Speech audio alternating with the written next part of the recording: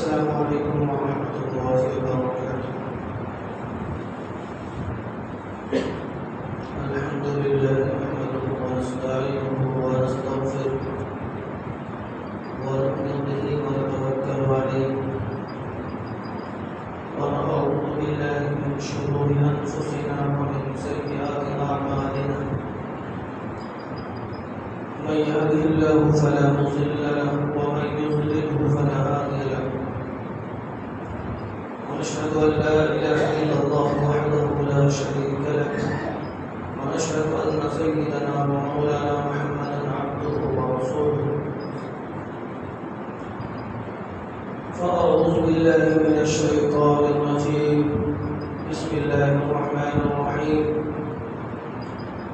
وما أصابكم من مصيبة فبما كسبت أيديكم ويعفو عن كثير، صدق الله العظيم۔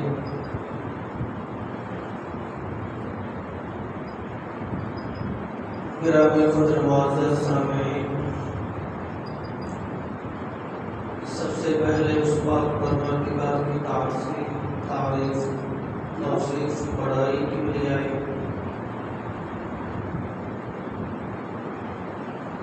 جس نے ہم سبوں کو یہاں پر جمع ہونے کی توفیق دی اور کچھ سننے سنانے کا موقع دیا،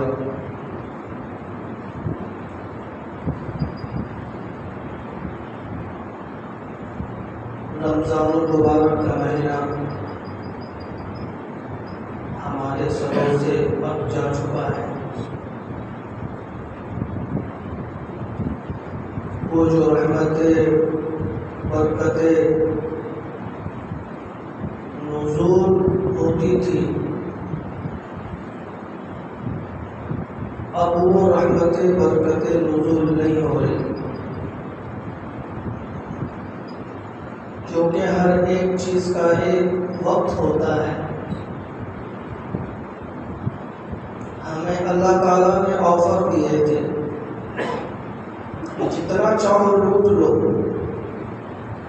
جتنا چاہو لے لو، دن میں بھی لے لو، رات میں بھی لے لو۔ ایسا نہیں ہے کہ رمضان المبارک میں صرف رحمتیں دن میں ہی نازل ہو یا صرف رات میں ہی نازل ہو۔ 24 گھنٹے ہر وقت اللہ کی رحمتیں نزول ہوتی ہیں، اور لوٹنے والوں نے لوٹا۔ ایسا نہیں ہے کہ جس طرح ہم لوگوں نے اگر رمضان المبارک کو غفلت میں بتا دیا، گزار دیا تو سارے کے سارے بتا دیے، ایسا نہیں ہے۔ کرنے والوں نے کیا، کمانے والوں نے کمایا،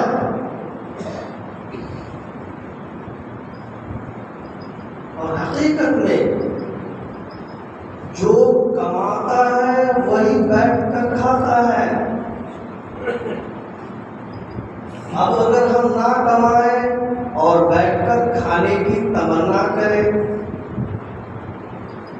تو ظاہر ہے کہ ہمارا دل خود کہتا ہوگا کہ ہم کوئی عقل کی باتیں نہیں کر رہے، کیونکہ ہم نے کمایا ہی نہیں، تو اب بیٹھ کے کھانے کیسے کھا سکتے ہیں؟ تو رمضان المبارک کا مہینہ اب ہمارے سروں سے گزر چکے ہیں۔ رمضان المبارک سے پہلے ہم اپنی زندگی کو دیکھیں، پھر رمضان میں ہمارا وقت کس طرح گزرا اس کو بھی دیکھیں، پھر رمضان کے بعد اب ہماری زندگی کیسے گزر رہی ہے اسے بھی دیکھیں۔ تو یہ تینوں زمانے کو سامنے رکھ کر اگر ہم فیصلہ کریں کہ ہم پہلے کیسا تھے، اب پھر رمضان رمضان کا مہینہ آیا، ہم اس میں کس طرح تھے، اب ہم رمضان سے نکل چکے ہیں، اب ہم کیسے ہیں؟ ظاہر ہے کہ اگر ان تینوں زمانے میں کچھ تبدیلی نہ آئے، اور ظاہر ہے کہ تبدیلی بہت کم آئی ہے، یعنی کہ جس طرح تبدیلی آنی چاہیے وہ تبدیلی دکھ نہیں رہا۔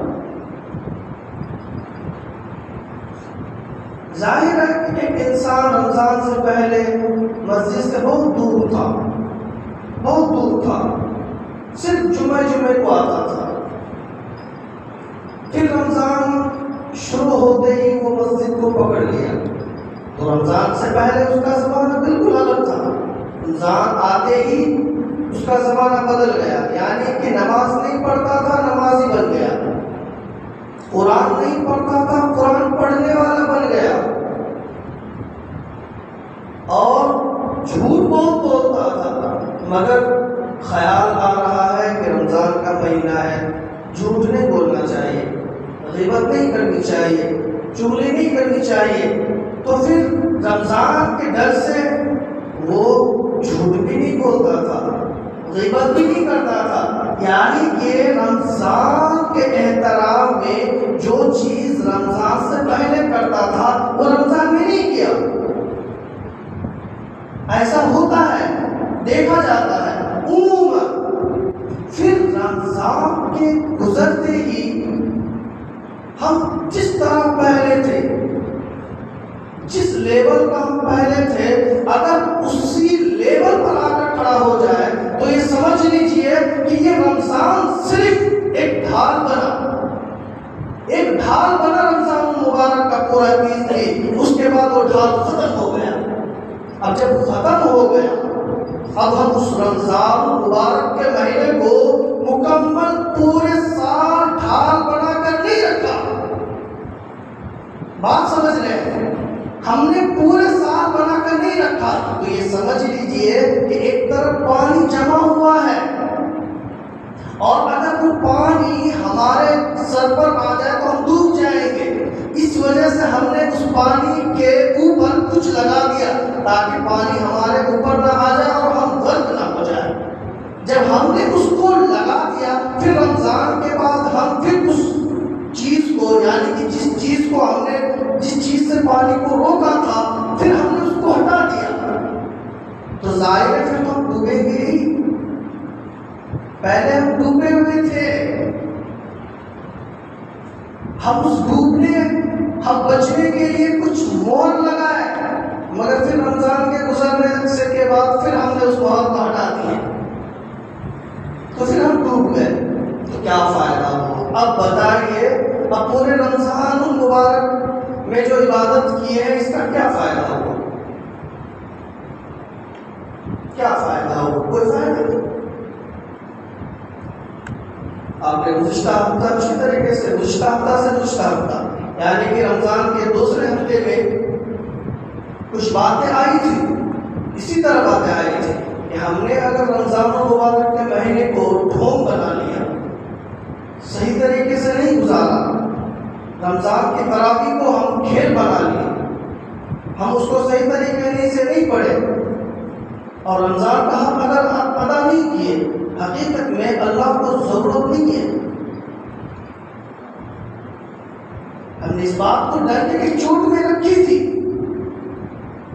کہ اگر ہم نے رمضان کا حق ادا نہیں کیا اور جس طرح رمضان گزارنے کا ہے اس طرح نہیں کیا، تو ہم رمضان کے بعد ایسے ہی اچک جائیں گے جس طرح ہم پہلے اچکے ہوئے تھے، پہلے بھاگے ہوئے تھے، ایسے ہی ہم بھاگ جائیں گے۔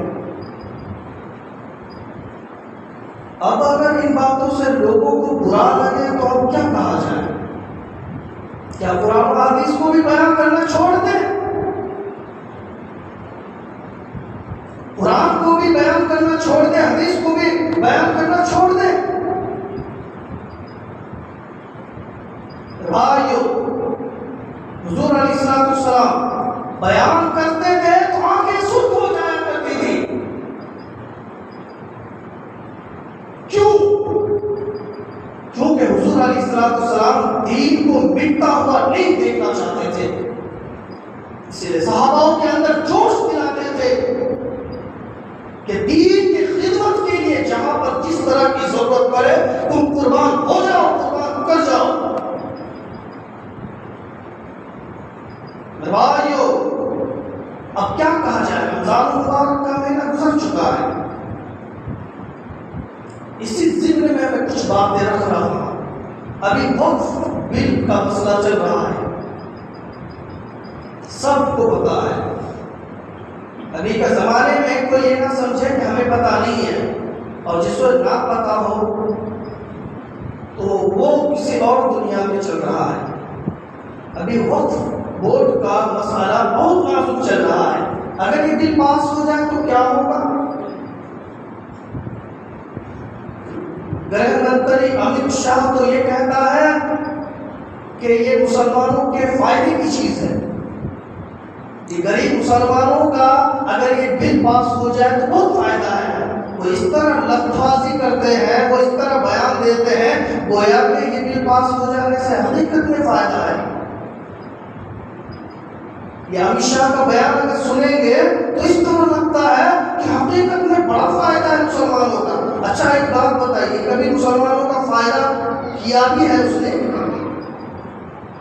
کہ امت شاہ جو پارلیمنٹ میں بیٹھ کر کے اس قدر چیخ رہے ہیں مسلمانوں کے بھلائی کے متعلق کہ اگر وقف بل پاس ہو جائے زمین کچھ حضرات زمین کو کھا جا رہے ہیں، اس کا کہنا ہے، تو ہم نہیں چاہتے ہیں کہ وہ زمین کھائے، وہ غریبوں کو اس کا رقم ملنا چاہیے، ان کا کہنا ہے۔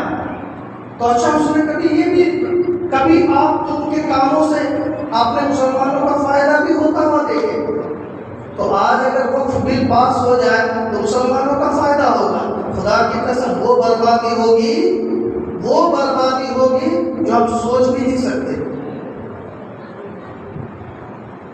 اتنا بڑا نقصان ہے وقف بل اگر پاس ہو جائے، اور اگر وہ قانون لاگو ہو جائے، خدا کی قسم جس طرح ہم شام سے مسجدوں میں نماز پڑھتے ہیں، کھلے عام بیان کرتے ہیں، کھلے عام تقریریں کر لیتے ہیں، کسی کو بھی لا کر یہ چھوٹ ہمیں نہیں ملے گا۔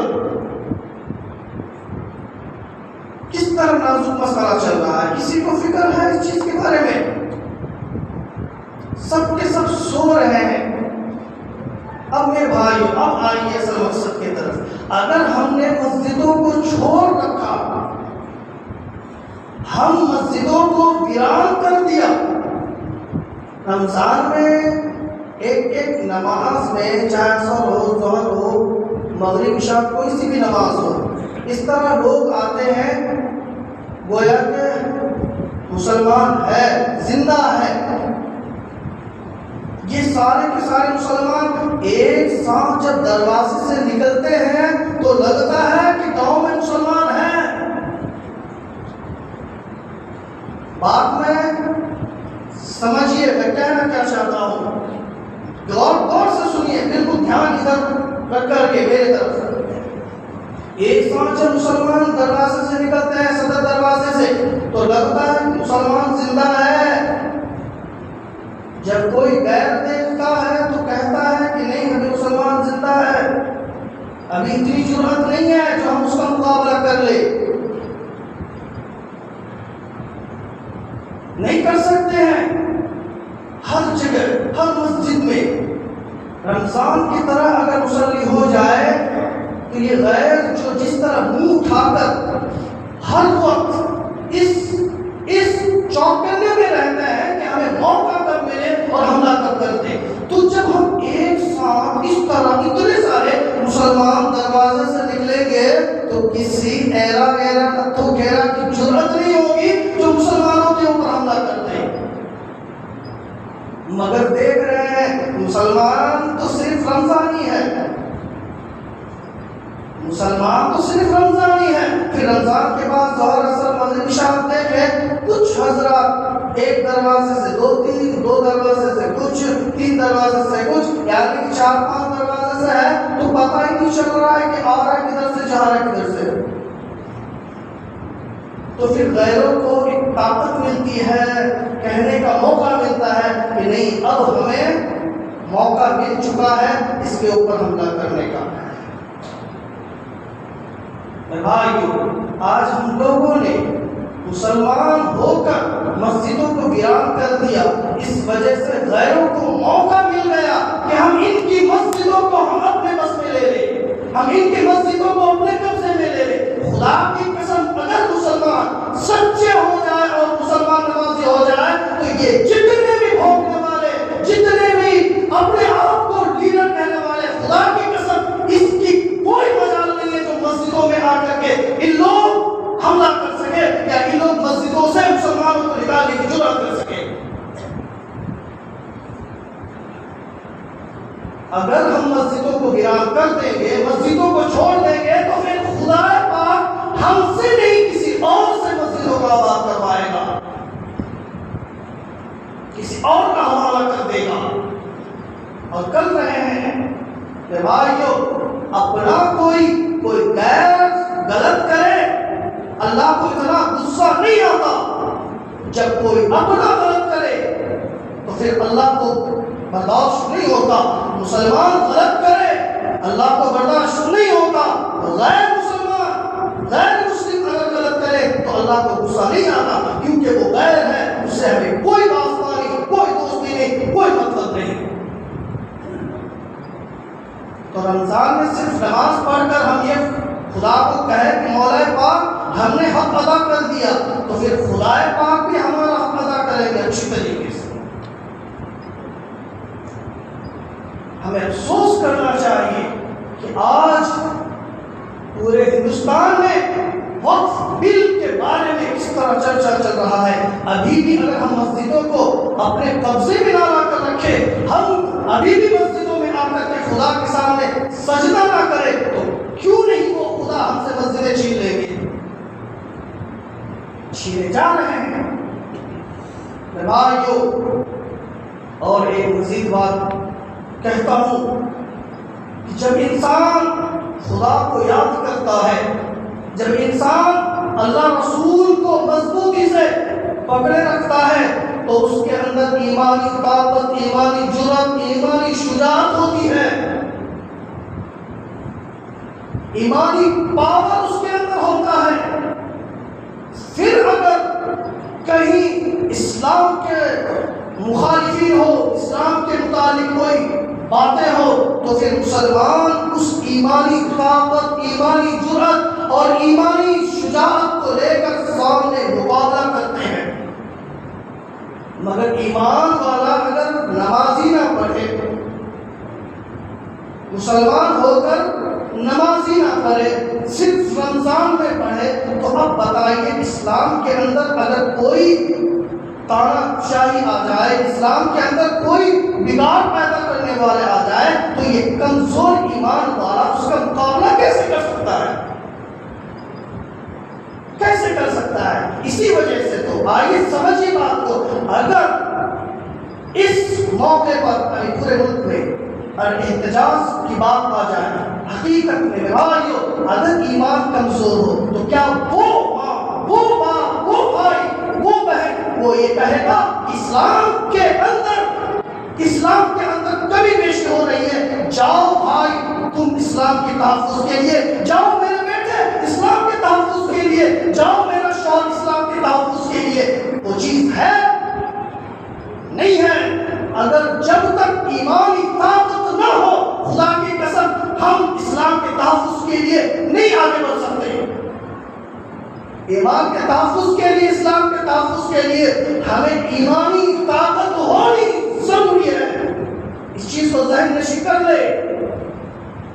اگر ہماری ایمانی طاقت نہیں ہے، صرف سکس پیک بنا کر کے، باڈی بلڈر بنا کر کے ایمانی طاقت نہیں آتی، یاد رکھیے۔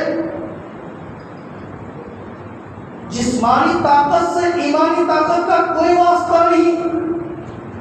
ایمانی طاقت الگ چیز ہے۔ آپ بدر کا واقعہ آپ نے پڑھا ہوگا، سنا ہوگا، کہاں ہزاروں کی تعداد، کہاں 300 کی تعداد، کہاں نہتے مسلمان، کہاں کفار مشرکین لبریز۔ وہ ایمانی طاقت تھی، جسمانی طاقت نہیں تھی۔ اگر جسمانی طاقت ہوتی تو اللہ کے رسول کو یہ کہا جاتا کہ ہم لڑ نہیں سکتے، ہمارے پاس کچھ نہیں ہے۔ اسی لیے میرے بھائیوں، ہم چاہتے ہیں کہ ہماری مسجدیں، ہمارے مدرسے، خانقاہ، درگاہ، اس تمام کے تمام صحیح رہے تو ہماری ایمانی طاقت پیدا کرنا ہمارے لیے لازمی ہے.